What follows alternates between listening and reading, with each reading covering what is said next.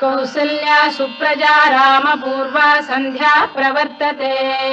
उत्तिष्ठ नरशार्दूल कर्तव्यम् दैवमाह्निकम् कौसल्या सुप्रजा रामपूर्वा सन्ध्या प्रवर्तते उत्तिष्ठ नरशार्दूल कर्तव्यम् दैवमाह्निकम् उत्तिष्ठोत्तिष्ठ गोविन्द उत्तिष्ठ गरुडध्वज उत्तिष्ठ कमलाकान्ता त्रैलोक्यम् मङ्गलम् कुरु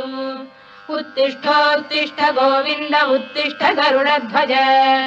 उत्तिष्ठ कमलाकान्ता त्रैलोक्यम् मङ्गलम् कुरु मातः समस्त जगताम् मधुकैटभारे वक्षो विहारिणि मनोहर दिव्यमूर्ते श्रीस्वामिनि श्रुत जनप्रियदानशीले श्रीवेङ्कटेश दयिते तव सुप्रभातम्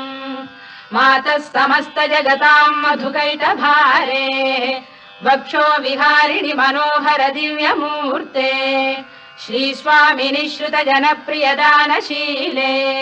श्रीवेङ्कटेश दयिते तव सुप्रभातम् तव सुप्रभातमरविन्दलोचने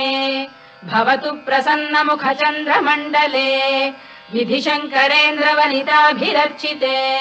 वृषशैलनाथ दयिते दयानिधे अत्र्यादि ऋषयः समुपास्य सन्ध्याम् आकाश सिन्धु कमलानि मनोहराणि आदाय पादयुगमर्चयितुम् प्रपन्नाः शेषाद्रिशेखर विभो तव सुप्रभातम् पञ्चाननाब्ज भव षण्मुख वासवाद्याः त्रैविक्रमादिचरितम् विबुधास्तु वन्दी भाषापतिः पठति वासर शुद्धिमारात् शेषाद्रिशेखर विभो तव सुप्रभातम् ईषत् प्रफुल्ल सरसीरुहनारिकेल पूगद्रुमादि सुमनोहर पालिकानाम् आवाति मन्दमनिलः सह दिव्यगन्धैः शेषाद्रिशेखर विभो तव सुप्रभातम् उन्मील्य नेत्रयुगमुत्तम पञ्जरस्थाः पात्रावशिष्ट कदली फलपायसानि भुक्त्वा सलीलमथकेलिशुकाः पठन्ति शेषाद्रिशेखर विभो तव सुप्रभातम् तन्त्री प्रकर्ष मधुरस्वनया विपञ्च गायत्यनन्दचरितम् तव नारदोऽपि भाषा समग्रमसहृत्करचार रम्यम् शेषाद्रिशेखर विभो तव सुप्रभातम् भृङ्गावळी च मकरन्दरसानुविद्ध जङ्कार गीत निनदैः सह सेवनाय वीर्यात्युपान्त सरसी कमलोदरेभ्यः शेषाद्रिशेखर विभो तव सुप्रभातम् योषा गणेन वरदध्नि विमथ्यमाने घोषालयेषु दधिमन्थन तीव्र घोषाः रोषात् कलिम् विदधते ककुभश्च कुम्भाः शेषाद्रिशेखर विभो तव सुप्रभातम् पद्मेश मित्र शतपत्र गतालिवर्गाः हर्तुम् श्रियम् कुवलयस्य निजाङ्गलक्ष्म्या भेरी निनादमिव बिभ्रति तीव्रनादम् शेषाद्रिशेखर विभो तव सुप्रभातम् श्रीमन्नभीष्टवरदाखिल लोकबन्धो श्री श्रीनिवास जगदेक दयैक सिन्धो श्रीदेवतागृह भुजान्तर दिव्यमूर्ते श्रीवेङ्कटाचलपते तव सुप्रभातम् श्रीमन्नभीष्टवरदाखिल लोकबन्धो श्री श्रीनिवास जगदेक दयैक सिन्धो श्रीदेवतागृह भुजान्तर दिव्यमूर्ते श्रीवेङ्कटाचलपते तव सुप्रभातम् श्रीस्वामि पुष्करिणिकाप्लव निर्मलाङ्गाः श्रेयोर्थिनो हर विरिञ्च सनन्दनाद्याः द्वारे वसन्ति वरवेत्र हतोत्तमाङ्गाः श्रीवेङ्कटाचलपते तव सुप्रभातम् श्रीशेषशैल गरुडाचल वेङ्कटाद्रिनारायणाद्रिवृषभाद्रिविषाद्रिमुख्याम् आख्याम् त्वदीय वसतेरनिशम् वदन्ति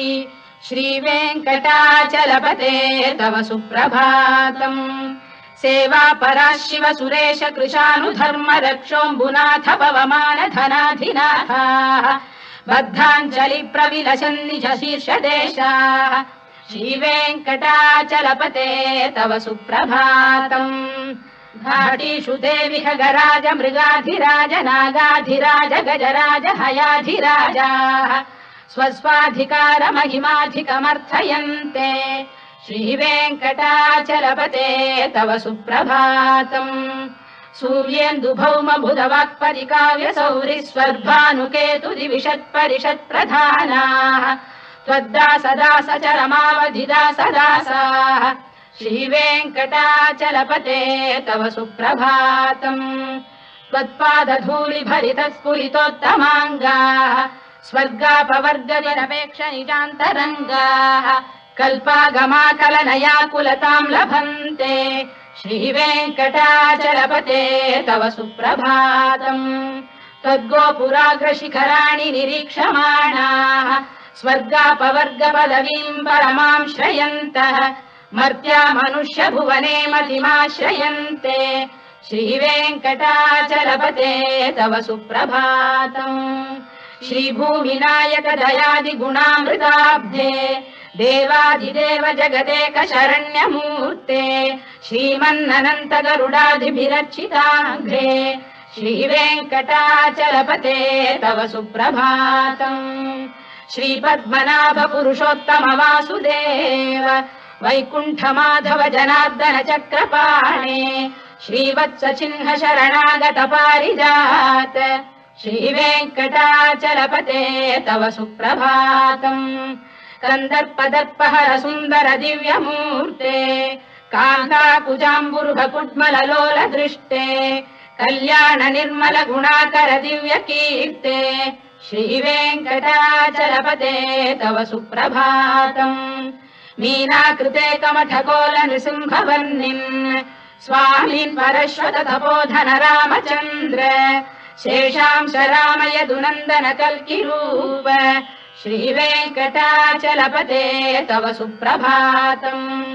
लेलालवङ्ग घनसार सुगन्धि तीर्थम् दिव्यम् वियस्सरिति हेम घटेषु पूर्णम् धृत्वाद्य वैदिक शिखामणयः प्रहृष्टाः तिष्ठन्ति वेङ्कटपते तव सुप्रभातम् भास्वानुदेति विगचानि सरोरुहाणि सम्पूरयन्ति निनदैकगुभो विहङ्गाः श्रीवैष्णवाः सततमर्थितमङ्गलास्ते